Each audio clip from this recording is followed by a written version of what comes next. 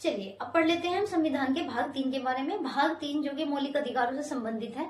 मौलिक अधिकार, मूल अधिकार, फंडामेंटल राइट या फिर मैग्ना कार्टा, ये हमारे मौलिक अधिकार है। इसे मैग्ना कार्टा क्यों कहा जाता है? क्योंकि फ्रांस में अधिकारों को मैग्ना कार्टा कहा जाता है। मैग्ना कार्टा शब्द कहाँ सबसे पहले लागू हुआ था? ये ब्रिटेन में लागू हुआ था।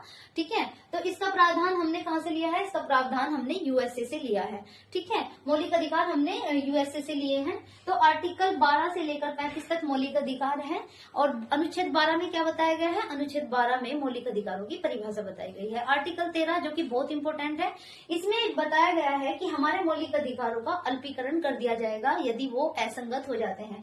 असंगत यानी कि हम दूसरों को हानि पहुंचा सकते हैं, नुकसान पहुंचा सकते हैं, तब हमारे मौलिक अधिकारों का अल्पीकरण हो जाएगा। इसमें एक और इम्पोर्टेंट बात बताई गई है आर्टिकल 13 में कि हमारा जो फिलहाल जो संविधान है, इससे पहले भी कुछ कानून लागू हुए थे।